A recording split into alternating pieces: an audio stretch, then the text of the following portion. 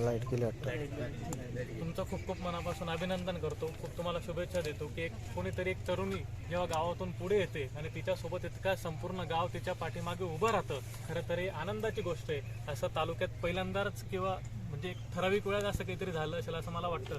त्याबद्दल तुमचं खरं तर मनापासून प्रथमतः अभिनंदन. तुम्हाला खूप खूप शुभेच्छा. तुमचं उपोषण हे यशस्वी झालं हे आमदार किशोरप्पा पाटील आणि प्रशासकीय सगळ्या टीमच्या माध्यमातून तुम्हाला घोषित करतो की तुमचं आंदोलन उपोषण हे यशस्वी झालं. ज्या काही तुम्ही मागण्या केल्या की इथून चालू मागून चालू करा किंवा पडून चालू करा, जो काही तुमचा विषय आहे आप्पासाहेबांनी तुम्हाला सांगितलं आहे की जो तुमचा सामूहिक विषय असेल तुम्ही चर्चा करा, तुम्हाला जिथून चालू करायचं तिथून चालू करा, तो तुमचा विषय. त्याच्यात कोणीही प्रशासकीय अधिकारी किंवा बाकीची टीम कोणी मध्ये पडणार नाही. जी तुम्हाला इच्छा वाटेल, जी शेतकऱ्यांना वाटेल की तो पहिले इथून चालू व्हावा किंवा इकडनं चालू व्हावा, तो संपूर्णपणे अधिकार तो सगळ्यांचा पूर्णपणे तो तुमचा अधिकार असणार आहे. त्याबद्दल हे सांगतो. नंतर माझ्या मते आपले जेव्हा मी व्हिडिओ बघितले उपोषण चालू होण्याच्या अगोदर, माझ्या मते आपण रस्त्याजवळ एक व्हिडिओ केला होता, तेव्हा आपण सांगितलं. नंतर आप्पासाहेबांनी पत्रकार परिषद घेतली आणि इतर जे विकास कामं मंजूर झाले त्याबद्दल आपल्याला माहिती दिली.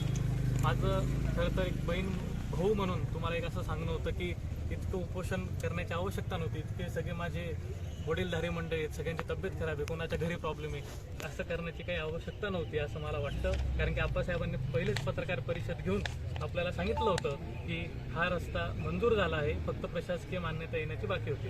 आणि पण ठीक आहे, तर तुम्ही एक चांगलं म्हणजे तुमच्या बाजूने जरी विचार केला तर एक चांगली बाजू होती. कोणावर विश्वास ठेवायचा किंवा बाकी नेते मंडळी असे असतात की फक्त वचन देतात आणि ते पूर्ण होत नाही. पण तुमचा आमदार तुमचा किशोरप्पा खूप खमक्या आहे आणि त्यामुळेच तो कुठेच कमी या तालुक्याला पडू देत नाही. त्याच्यामुळेच पहिली टर्म असेल आप्पा निवडून आले, दुसऱ्या टर्मलाही निवडून आले, तिसरी टर्म सुद्धा निवडून आले. आणि हा तालुक्यामध्ये इतिहास केला की हा आमदार असा आहे की 3-3 वेळा निवडून येतो. तो फक्त कामांच्या भरोशावर निवडून येतो, तो लोकांचे कामं करतो म्हणूनच निवडून येतो. म्हणून हा रस्ता 100% पूर्णत्वाकडे जाईल. हा रस्ता आज मंजूर झाला आहे, प्रशासकीय मान्यता आलेली आहे. नक्कीच आप्पासाहेबांनी सांगितल्याप्रमाणे SSP कन्स्ट्रक्शन याचं काम नक्कीच करतील, चांगल्या पद्धतीचं काम करतील. जो तुमचा विषय आहे की आता फक्त 70 लाखच आले, पण येणाऱ्या काळात देखील आप्पासाहेबांच्या मागे लागून तुमचा भाऊ म्हणून आप्पासाहेबांच्या मागे लागून ते काम कसं पूर्ण करून घेता येईल ही जबाबदारी तुमचा भाऊ म्हणून आता माझी असणार आहे, या शेतकऱ्यांचा मुलगा म्हणून आता माझी असणार आहे, आमदारांचा मुलगा म्हणून असल्यावर माझी ती जबाबदारी असणार आहे. ही जबाबदारी पुढची मी आता माझ्यावर घेतो आणि नक्कीच आमदार किशोरप्पा पाटील यांच्या मागे लागून तो रस्ता पूर्ण कसा करून घेता येईल हा माझा प्रयत्न असेल. तुमच्या ज्या काही मागण्या असतील 100% पूर्ण करू. आप्पा हा माणूस तसा नाही की फक्त शब्द दिला आणि विसरला, काम करतो म्हणूनच निवडून येतो. नक्कीच तुमचं देखील काम येणाऱ्या काळात 100% पूर्ण होईल हे मी गावकऱ्यांसोबत तुम्हाला समोर शब्द देतो. नक्कीच माझे महिला भगिनी देखील, आई वडील धारी मंडळी सगळे तुमचं मनापासून अभिनंदन करतो की एका तरुणीच्या मागे तुम्ही जे अशा ठामपणे उभे राहिले. मग सगळे समाजातून असेल, ग्रामपंचायत असेल, सगळे समाजाने देखील पाठिंबा दिला. तुमचं मनापासून अभिनंदन. येणाऱ्या काळात माझ्या बहिणीला, माझ्या ताईला, श्वेताताईला आंदोलन उपोषण करण्याची कुठलीच वेळ येऊ देणार नाही असा शब्द देखील तुमच्या समोर देतो. ताई तुमच्या ज्या काही अजून मागण्या असतील मला सांगून द्या, मला एका कागदावर लिहून द्या की अशा अशा आमच्या मागण्या आहेत. नक्कीच किशोरप्पांच्या मागे लागून ते काम पूर्ण करून देण्याची जबाबदारी माझी. तुम्हाला येणाऱ्या काळात उपोषणाला बसू देणार नाही म्हणजे ती जबरदस्तीने नाही सांगते, पण काम करून घेतल्यामुळे ते बसू देणार नाही, वेळ येऊ देणार नाही असं ते राहील. तुमचं मनापासून पुन्हा एकदा अभिनंदन करतो. धन्यवाद दादा. खरं दादांनी एवढा शब्द दिला आहे आपल्याला, तर खरंच आम्ही याच्या पुढे तुम्हाला सांगू एकच मिनिट, फक्त आमच्या गावकऱ्यांचा गैरसमज होईल त्याच्यामुळे एक गोष्ट क्लिअर करते. दादा तुम्ही बरोबर म्हटलात की आमदार साहेबांनी पत्रकार परिषद घेतली होती. ज्या दिवशी आमदार साहेबांनी पत्रकार परिषद घेतली त्याच दिवशी बाबूराव हे बाबा आहेत ज्यांचं शेतात जाऊन ते रस्ते दोन रस्त्यामुळे 2 पाय अपंगत्व आलेले. राजेंद्र वालजी आढाव, राजेंद्र काका आहे तिथे, आणि हेही तिथले शेतकरी आहेत. आणि हे सगळे कमी शेती असलेले असे शेतकरी आहेत ज्यांना रोजचा भरपूर त्रास होतो. प्रमोद शामराव पाटील मामा आमचे, तेही ह्याच रस्त्यावरचे शेतकरी आहेत. सुभाष गोविंदा गुजर, आनंदा धोंडू पाटील, बाबा आमदार त्यांना आमदार म्हणून काल त्यांची तब्येत खराब झाली.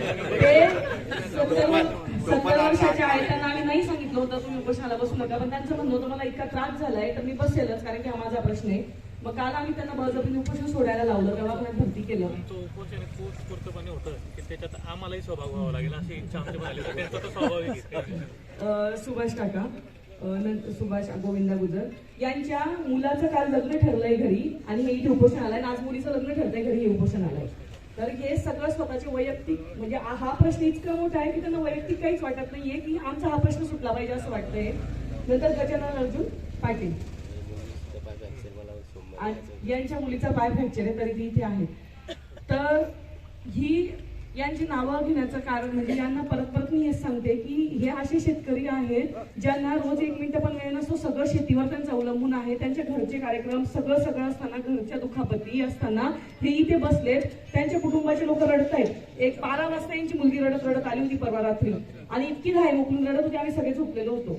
तर काय करायचं अशी वेळी, म्हणजे शेतकऱ्यावर ही वेळ यायला नको अशी मी प्रशासकांना, इथल्या लोकप्रतिनिधींना विनंती करते की याच्या पुढे अशी वेळ आमच्यावर काही येऊ नका देऊ. कुणालाच हौस नसते 5 दिवस उपाशी तापाशी राहायची आणि ते आरोग्यासाठी पण हानिकारक असतं. यांचं वय बघता, यांच्या कामाचं, आता माझ्यासारख्याचं तर ठीक आहे, मी तरुण आहे, पण हे शेतात जाणारे लोक, रोजचे शेतकरी उन्हात काम करणारे, यांना 2 वेळ भाजी, म्हणजे भाजी नसली चालेल, चटणी भाकरी जरी असली तरी 2 वेळचं जेवण वेळेवर लागतं. आणि अशा माणसांना ह्या कामासाठी उपाशी बसावं लागलं, याचं खरंच वाईट वाटलं. खरं तर याची दखल पहिल्या दुसऱ्या दिवशी घ्यायला गेली, म्हणजे मी एकटी बसले असते तर ते 10 दिवस चाललं असं तरी मला प्रॉब्लेम नव्हता. यांच्या चेहऱ्यांकडे पाहून वाईट वाटत होतं. ही घेतली गेली असती तर अजून बरं वाटलं असतं, पण देर आहे दुरुस्त आहे. साखळी उपोषणाला रोज आमच्यापैकी 10 पुरुष 10 महिला असं 20 एक लोक बसत होते. जे मागचे 5 दिवस साखळी उपोषणाला बसले त्या सर्वांचे मी धन्यवाद देते, कारण की फक्त या 7-8 लोकांवरही होणार नव्हतं. साखळी उपोषणाच्या त्या सगळ्या सहभागामुळे आणि पाठिंब्यामुळे हे सगळं शक्य झालं. हे सगळ्यांचं यश आहे, म्हणजे सगळ्याच गावकऱ्यांचं, फक्त इथे बसलं नाही, इथे जर रोज भेट देणाऱ्या आम्ही पाठीशी आहोत. म्हणजे आमच्या गावचं पहिल्यांदा असं झालं, सगळ्या पक्षाचे लोक इथे होते, पक्ष सोडून इथे आलेत की हा गावकऱ्यांचा प्रश्न आहे. आणि सगळ्या गावकऱ्यांची मी त्यासाठी आभार मानते. कुणी मंडप दिला, कुणी पाणी दिलं, कुणी माईकची व्यवस्था केली, कुणी लाईट लावला, आम्हाला माहित पण नाही. म्हणजे कुणी पैशाचं पण विचारलं नाही. ग्रामपंचायतीने सगळी इथली व्यवस्था करून दिली, मी ग्रामपंचायतीचे आभार मानते. समर्थ गोविंद महाराज संस्थानाचे आभार मानते की ती जागा त्यांनी आमच्यासाठी मोकळी ठेवली, आम्हाला वॉशरूमला जायला चेंज करायला ती जागा मोकळी ठेवली, त्यांचे मी आभार मानते.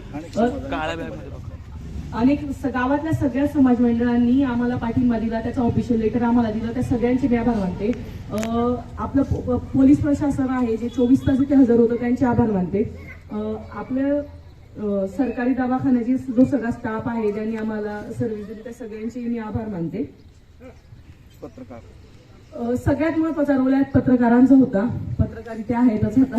तर ह्या म्हणजे लोकल पत्रकारांनी उचलून धरलं नसतं तर हे प्रकरण एवढं पोहोचलं नसतं. त्यांनी ते इथे थांबलेत, त्यांनी सगळं कव्हर केलं आणि व्हिडिओ केलेत आणि लगेचच्या लगेच बातम्या दिल्यात, त्याच्यामुळे हे जास्त लोकांपर्यंत पोहोचू शकलं. त्यांचे मी मनपूर्वक आभार मानते. सर्वच पत्रकार मला दिसत आहेत गर्दीत, पण मला नावं घेणं आता सगळ्यांची शक्य नाही. आणि मला एवढंच सांगायचं सगळ्यांना, ही फक्त सुरुवात आहे. 70 लाख रुपये आलेले आहेत. आम्ही परवाच्या दिवशी तुम्हाला तुमच्यापर्यंत पोहोचला असेल, परवाच्या दिवशी ग्रामसभेचा ठराव केलाय. जेही रस्त्याचं काम होईल ते शेतकऱ्यांच्या समितीच्या सहभागानेच होईल. ती समिती आम्ही गठीत केलेली आहे 10 शेतकऱ्यांची, त्यांच्या सहभागानेच हे काम होईल. कारण की शेतकऱ्यांना जास्त माहिती पाणी कुठून येतं, काय होतं बाहेरून आलेल्या लोकांपेक्षा. त्यांच्याशी शेतकऱ्यांशी आलेल्या सगळ्या टेक्निकल जे अधिकारी आहेत त्यांनी बोलावं अशी अपेक्षा आहे. नंतर आम्ही असं म्हटलं की 30 एप्रिलपर्यंत या कामाची सुरुवात झाली पाहिजे असं. आता आम्ही लेटर पण तुम्हाला देतो, एक अल्टिमेटम लेटर, परत एक निवेदन. ते लेटर पण तुम्ही घ्या, पण आम्ही ठरावात पण ते मांडलेलं आहे की 30 एप्रिलपर्यंत या सगळ्या कामाची सुरुवात झाली पाहिजे. आमची अजून अशी एक विनंती आहे की हा आता काँक्रिटीकरण नाही होतं, डांबरीकरण आहे. तर डांबरीकरण त्या बाजूने होत यावं, कारण की तिकडचा रस्ता जरा सरळ आहे, तिकडे डांबरीकरण चालू शकतं. ह्या भागात डांबरीकरण चालणार नाही. तर रस्ता त्या बाजूने सुरू होईल. पुढच्या टप्प्याचं काम गावाकडे म्हणजे जळगावच्या हद्दीपासून रस्त्याचं काम सुरू होईल. हे पण आम्ही तुम्हाला लेखी ग्रामसभेच्या ठरावात आणि आताच्या लेटरमध्ये देतो आहोत. मी सगळं गावकऱ्यांना विनंती करेल की फार मोठं यश मिळालंय असा मुद्दा नाही, पण आपण जर गावकरी एकत्र आलो तर छोट्या छोट्या गोष्टी होऊ शकतात. विकासाच्या मुद्द्यावर आपण बोललं पाहिजे. आणि आताच नाही म्हणजे जरी आपला बऱ्याचदा आपला गैरसमज काय होतो, आमदार आहेत एका पक्षाचे आहे पण त्याच पक्षाचे लोक, तसं नसतं. आमदार हे लोकप्रतिनिधी असतात, आपले जिल्हा परिषद सदस्य लोकप्रतिनिधी असतात, आपले पंचायत समिती सदस्य लोकप्रतिनिधी असतात, आपले सरपंच लोकप्रतिनिधी असतात. ते कुठल्याही पक्षाचे नसतात. त्यांच्याकडे आपण हक्काने कामं घेऊन गेले पाहिजे, त्यांना सांगितलं पाहिजे असं काम करून द्या, त्यांचा पाठपुरावा केला पाहिजे. आणि आता गाव मिळून याच्या पुढे म्हणजे हाच प्रश्न नाही, याच्या पुढे जे जे प्रश्न येतील त्या सगळ्या प्रश्नांसाठी आपण अशाच पद्धतीने विषय लावून धरू, आपण त्यांच्यापर्यंत पोहोचू आणि एकजुटीने लावून धरू. जर विषय एकजुटीने लावून धरले म्हणजे मी महिला भगिनी ह्या आहेत ज्यांचं हे आयुष्यातलं पहिलं आंदोलन आहे, त्या म्हणतात की आम्हाला करमत नाही घरी, आता तुम्ही ते उपाशी तापाशी बसले, आमचा अन्नाचा घास आम्हाला गिळवत नाही. त्यांचं पहिलं आंदोलन आहे. मी महिला भगिनींना विनंती करेल की आपला गावच्या विकासामध्ये एवढा सहभाग पाहिजे, आपल्याला माहित पाहिजे कुठे काय काम होतंय. तर याच्या पुढे गावातला कुठलाही प्रश्न आपण असाच जात धर्म कुठल्या समाजाची हे सगळं बाजूला ठेवून सगळ्या तरुणांनी, सगळ्या बायांनी, सगळ्या पुरुषांनी सगळ्यांनी एकत्र येऊ, आपले प्रश्न लावून धरू आणि हे सगळे आपल्या सोबत आहेत. आमचा प्रशासनावर विश्वास आहे, आमच्या आमदारांवर विश्वास आहे, आमच्या सगळ्या लोकप्रतिनिधींवर आमचा विश्वास आहे. आम्ही त्यांच्या माध्यमातून आपल्या सगळ्यांच्या सोबतीने हे गाव बदलवू आणि अजून चांगलं करू. आपलं समर्थ गोविंद महाराजांचं गाव आहे, एक ऐतिहासिक वारसा आपल्या गावाला आहे. तर त्या गावाचं शान अजून वाढावी, बाहेर गावून येणाऱ्या लोकांना आपल्या गावात आल्यावर बरं वाटावं, अशा धुळीच्या रस्त्यांमध्ये आपण आपल्या पाहुण्यांना म्हणजे चालावं लागू नये, अशासाठी आपण सर्व मिळून प्रयत्न करू. आणि सुमित दादा असतील किंवा आमदार साहेब असतील, मधू काका इथे आहेतच, किंवा बाकीचे लोकप्रतिनिधी, आपले प्रशासकीय अधिकारी सगळे आहेत, सर्वांना मी विनंती करते की आमच्या सोबत राहा आपण. आणि मी पहिल्या दिवस सांगते, आपलं काही वैर नाहीये, कुणाची एकमेकाशी वैर नाहीये, सोबतीने काम करायचंय. आम्हाला हा लढा उभा राहावा लागला, आम्ही उपोषण केलंच नसतं, पण काहीच होत नव्हतं. 12 वर्षात निवेदनांच्या कॉपीज आहेत त्यांच्याकडे 12 वर्षाच्या, तर त्या निवेदनांच्या कॉपीज 12 वर्षाच्या आहेत, त्या फाटत चालल्यात. आता त्याच्यावर काहीच होत नव्हतं निवेदनाने आणि तोंडी बोलून, म्हणून हे उपोषण करावं लागलंय. पण अशी वेळ आमच्या याच्या पुढे येणार नाही याची तुम्ही काळजी घ्याल, याची मला खात्री आहे. तर आपण सोबतीने याच्या पुढे काम करत राहू. श्री समर्थ गोविंद महाराज की जय. जय जवान जय किसान. जय जवान जय किसान. एक फक्त अल्टिमेटम माझं तेवढं वाचून होत नाही. अल्टिमेटम एक लेटर आम्ही गट विकास अधिकारी साहेब आहेत त्यांच्या नावाने देत आहोत, कारण की हे फक्त छोटंसं काम आहे त्या रस्त्यावरचं, अजून 5 किलोमीटरचा तो रस्ता मोठा रस्ता आहे. त्याच्यामुळे माननीय गट विकास अधिकारी साहेब, पंचायत समिती, विषय आमरण उपोषण मागे घेण्याबाबत व अंतिम निवेदन अल्टिमेटम. महोदय, आम्ही पिंपळगाव हरेश्वर तालुका पाचोरा जिल्हा जळगाव येथील पीडित शेतकरी मागील 4 दिवसांपासून आमरण उपोषणाला बसलो होतो. आज आमच्या उपोषणाचा 5वा दिवस आहे. पिंपळगाव ते जरंडी हा सुमारे 5 किलोमीटरचा रस्ता आमच्या शेतीपर्यंत पोहोचण्यासाठी अत्यंत महत्वाचा असून सध्या तो पूर्णतः दयनीय अवस्थेत आहे. या रस्त्यावरून पायी चालणे देखील कठीण झाले आहे. मग ही परिस्थिती रस्त्याची. आपण आज आमच्या काही मागण्या मान्य करण्याबाबत लिखित आश्वासन दिल्यामुळे आम्ही आमरण उपोषण तात्पुरते मागे घेत आहोत. मात्र आमच्या सर्व मागण्या पूर्ण व्हाव्यात यासाठी हे अंतिम निवेदन अल्टिमेटम सादर करत आहोत. आमच्या मागण्या पुढील प्रमाणे: 1. रस्त्याचे काम संपूर्ण काम शेतकऱ्यांची समिती गठीत करून त्यांच्या सहभागाने व विश्वासात घेऊन करण्यात यावे. संबंधित काम एसएसपी कंपनी मार्फतच करण्यात यावे. याचा शब्द किशोर आपण आम्हाला दिला. सध्या सुरू असलेले डांबरीकरण असले तरी उर्वरित रस्ता काँक्रीटचा करण्यात यावा. रस्त्यावर पाण्याचा निचरा होण्यासाठी योग्य व्यवस्था करून आवश्यक ते कालवे काढण्यात यावेत. रस्त्याच्या कामाची सुरुवात जळगाव जिल्ह्याच्या हद्दीपासून करण्यात यावी. पुढचा निधी लवकरात लवकर मंजूर करून द्यावा. प्रत्यक्ष कामाची सुरुवात 30 एप्रिल 2026 पूर्वी करण्यात यावी. वरील सर्व मागण्यांसाठी ग्रामस्थांच्या सहभागातून ग्रामसभेचा ठराव करण्यात आलेला असून तो आपल्या निदर्शनास आणून देण्यात आलेला आहे. तरी आमच्या सर्व मागण्या 30 एप्रिल 2026 पर्यंत पूर्णपणे मान्य व अंमलात आणल्या नाहीत तर आम्ही पुन्हा तीव्र आंदोलन छेडण्याचा इशारा देत आहोत. या पुढील आंदोलनाची संपूर्ण जबाबदारी प्रशासनाची राहील. आपण याची गांभीर्याने दखल घ्यावी ही नम्र विनंती. आपले नम्र पीडित शेतकरी आणि शेतकरी प्रतिनिधी म्हणून माझं नाव. हे सर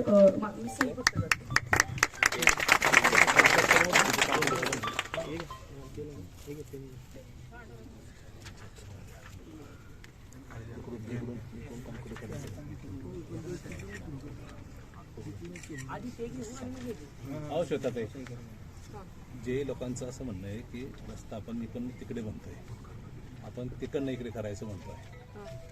तर आता मी त्यांच्याशी तेच बोलत होतो की हे अजून समजा थोडी गल्लत होते. तर मी त्यांना बोललो की आता हे जे 70 लाख रुपये आपल्याला मिळाले, तर या बरं काय असं मिळेल तर 70 लाख रुपयात इकडनं जर टोटल कॉन्क्रीटीकरण केलं तर 800-1000 मीटर जे काय होईल ते आपल्या याच्यामध्ये आणि आपण ते सांगितलं की कॉन्क्रीटीकरण होऊ शकतं का? होईल नाही. ते होऊ नाही शकत 70 लाखामध्ये, म्हणून आम्ही म्हणतो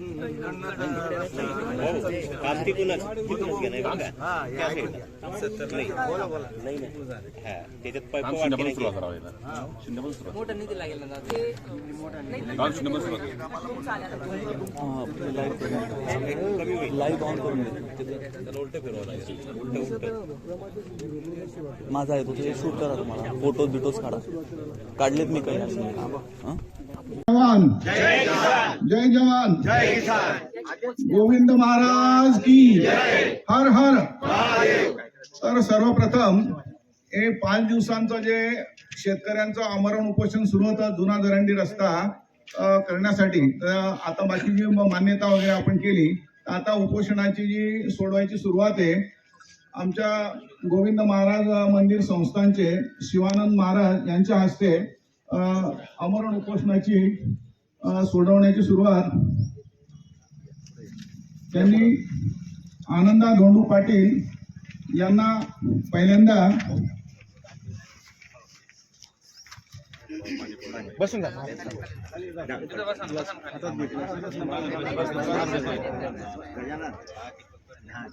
एक ग्लास दे ना इकडे दे. रील एक मिनिट. हा सुमित दादाकडे एक ग्लास द्या. त्यानंतर सुमित दादांना विनंती करतो की त्यांनी सुमित दादांना विनंती करतो की त्यांनी बडगुजर यांचं उपोषण सोडवावं.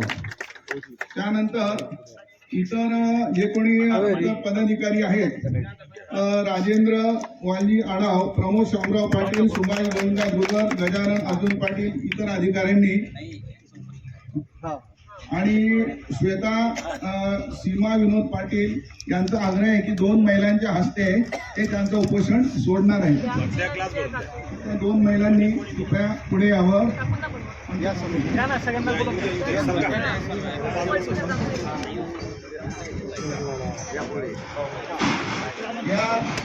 2 महिलांनी कविता सुद्धा रचल्या.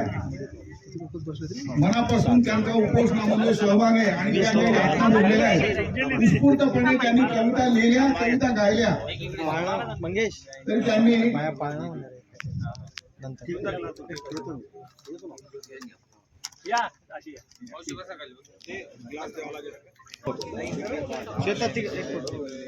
उपोषण करते सर्वजण समोर.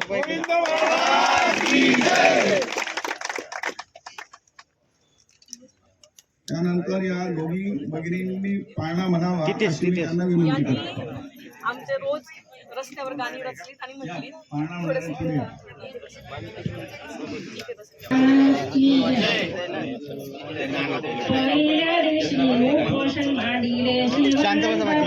आशीर्वाद दिले.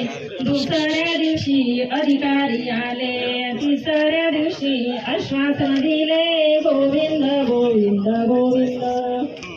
4थ्या दिवशी आपण मनावर घेतले, 5व्या दिवशी लेखी पत्र हो दिले. श्वेतामुळे सारे घडून आले, गोविंद गोविंद गोविंद. श्वेतामुळे सारे घडून आले, गोविंद गोविंद गोविंद. आपण लाडक्या बहिणीचे हट्ट पुरविले, रस्ता उपोषण पूर्ण हो झाले, रस्ता उपोषण पूर्ण हो झाले. बळीराजा हो आज दुखले, गोविंद गोविंद गोविंद. बळीराजा हो आज दुखले, गोविंद गोविंद गोविंद. समर्थ गोविंद महाराज. जय जवान जय किसान, जय जवान जय किसान. श्वेताताईचं आश्वासन गोविंद गोविंद. आमदार